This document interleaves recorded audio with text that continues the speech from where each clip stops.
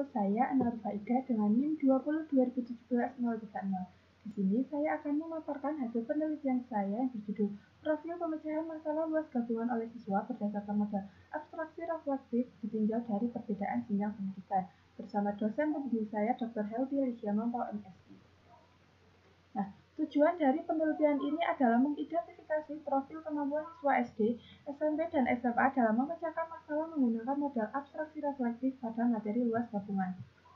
Nah, berikut yang melatar belakangi penelitian ini. Yang pertama yaitu luas. Menurut Togoro tahun 1998, luas suatu bangun adalah ukuran dari daerah datarnya.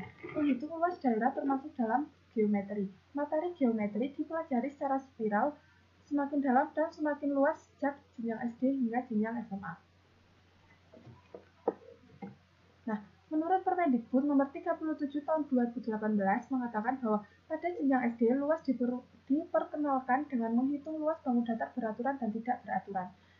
Pada jenjang SMP mulai dapat menghitung luas bangun datar yang bentuknya semakin rumit. Karena sudah diperkenalkan kurva, pada jenjang SMA menghitung luas bangun datar menggunakan integral. Materi luas di sekolah disajikan dengan mempertimbangkan perkembangan kognitif siswa. Nah, mengacu teori Jean Piaget, perkembangan kognitif anak dibagi menjadi 4 tahap, di mana siswa SD berada pada tahap mulai berpikir secara logis terbatas pada benda konkret. Siswa SMP dan SMA sudah mengembangkan cara berpikir abstrak dan logis. Nah, namun pada kenyataannya, capaian prestasi matematika masih tergolong rendah, khususnya pada geometri. Hal ini dibuktikan dengan nilai ujian nasional, di mana materi geometri masih berada pada posisi terendah dibandingkan materi lainnya. Tidak hanya itu, Times juga menyebutkan bahwa pada tahun 2015 Indonesia menduduki peringkat 44 dari 49 negara peserta Times pada kemampuan siswa memecahkan masalah. Dapat disimpulkan bahwa pemecahan masalah di Indonesia masih tergolong rendah. Hal ini tidak sesuai dengan pernyataan NCTM yang mengatakan bahwa tujuan utama pembelajaran matematika adalah untuk meningkatkan kemampuan pemecahan masalah. Didukung dengan penelitian Tinuki tahun 2013 yang mengatakan bahwa pemecahan masalah sangat penting dimiliki oleh setiap siswa dalam kehidupan untuk membantu menyelesaikan masalah yang dihadapi. Lalu, penelitian dari Ahmad Fadilah tahun 2016 yang mengatakan bahwa pemecahan masalah akan selalu ada dalam matematika dan salah satu ilmu yang berperan dalam mengembangkan kemampuan abstraksi.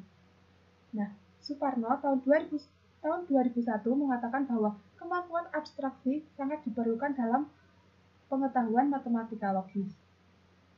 Nah, menurut ahli Jean Piaget, berpikir abstraksi dibagi menjadi 3 bagian. Yang pertama yaitu abstraksi empiris, yang kedua abstraksi reflektif, dan abstraksi semu. Nah, di sini saya akan menggunakan abstraksi reflektif untuk sebagai indikatornya. Di mana abstraksi reflektif memiliki 4 tahap, yaitu tahap pengenalan, representasi, lalu abstraksi struktural, dan kesadaran struktural. Nah, metode penelitian. Jenis penelitian ini yaitu deskriptif kualitatif. Subjek penelitian yaitu satu siswa SD berinisial ALS, satu siswa SMP yang berinisial AS, satu siswa SMA yang berinisial IDG. Tempat penelitian yaitu di SD Negeri 1 Maurejo, SMP Negeri 2 Kaligajar, dan SMA Negeri 1 Selamerto. Instrumen penelitian. Ada 2 instrumen penelitian, yang pertama instrumen utama dan instrumen bantu, di mana instrumen utama yaitu peneliti itu sendiri. Instrumen bantu yaitu lembar soal tes materi luas gabungan. Metode pengambilan data yang pertama yaitu tes, yang kedua wawancara, dan yang ketiga dokumen.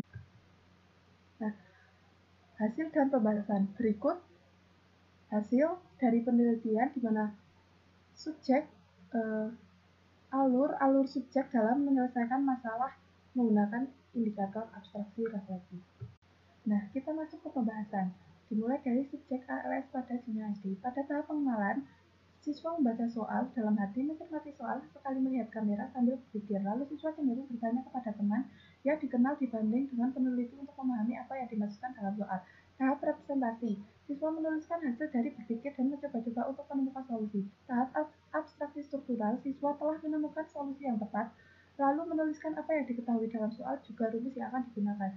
Lalu, pada tahap kesadaran struktural, siswa telah selesai mengerjakan soal dan mendapatkan jawaban. Siswa memeriksa jawaban sambil menghitung ulang, sesekali bertanya kepada peneliti. Lalu, siswa menyampaikan secara lisan kepada peneliti. Hal ini sesuai dengan penelitian yang dilakukan oleh UMI pada tahun 2019 bahwa subjek SD dapat memenuhi semua tahapan abstraksi refleksi. Lalu, subjek AS pada jenjang SMP. Pada tahap pengenalan, siswa membaca soal berulang-ulang. Siswa mengingat-ingat kembali pelajaran yang terkait dengan soal sambil berpikir dan memperoleh informasi dari hasil berpikir. Tahap representasi, siswa membuat garis bantu dan melengkapi sisi agar menjadi persegi panjang besar. Lalu pada tahap abstraksi struktural, siswa menyelesaikan soal. Siswa cenderung berpikir ulang karena ragu dengan hasil yang didapat. Sesekali untuk merenungkan jawaban dengan melihat sekitar. Pada tahap kesadaran struktural, siswa telah selesai menyelesaikan soal, lalu siswa meneliti jawaban dengan hati-hati, dan karena salah menghitung, siswa beberapa kali mengganti jawaban. Terakhir, siswa menyampaikan secara lisan kepada peneliti dan menceritakan kesulitan dalam menyelesaikan soal tersebut. Setelah diperiksa oleh peneliti, jawaban dari subjek KS ternyata masih salah. Hal ini sesuai dengan penelitian yang dilakukan oleh Puri yang mengatakan bahwa kemampuan pemecahan masalah pada siswa SMP masih tergolong rendah. Nah, berikut hasil jawaban dari subjek AS. Nah, lanjut ke subjek IDJ pada jenjang SMA. Pada tahap pengenalan, siswa membaca soal, mencermati apa yang dimaksudkan dalam soal, dan berpikir lama lalu siswa bertanya kepada teman. Siswa menyeleksi informasi dari hasil bertanya. Tahap representasi, siswa membayangkan apa yang akan ia tulis sambil sekali melihat ke arah kamera. Kemudian subjek bertanya lagi kepada teman, sehingga siswa memperoleh informasi dan menuliskannya. Siswa cenderung suka bertanya kepada teman. Tahap abstraksi struktural, siswa menghitung dan menyelesaikan soal. Karena merasa ragu, siswa berpikir lagi dan bertanya kepada teman. Dapat dilihat di sini, subjek IDJ sering bertanya kepada teman. Hal ini sesuai dengan penelitian yang dilakukan oleh Nastiti tahun 2009 yang mengatakan bahwa ada dua bentuk profil berpikir siswa dalam pembelajaran berdasarkan model abstraksi reflektif, yaitu siswa yang mandiri atau tidak bergantung dan siswa yang kurang mandiri dan bergantung pada orang lain. Nah, di sini subjek IDJ termasuk siswa yang kurang mandiri atau bergantung orang lain karena sering bertanya kepada teman.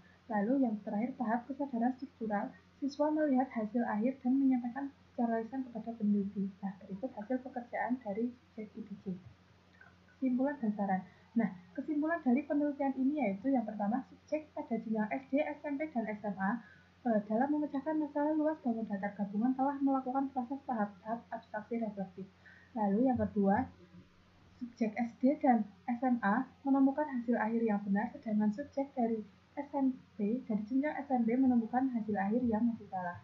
Lalu yang ketiga, persamaan ketiga subjek yaitu keraguan ketika setelah menyelesaikan soal dan telah mendapatkan hasil akhir. Subjek terlihat ragu sambil melihat sekitar dan sesekali melihat kamera. Nah, keraguan ini pada proses struktural abstraksi struktural.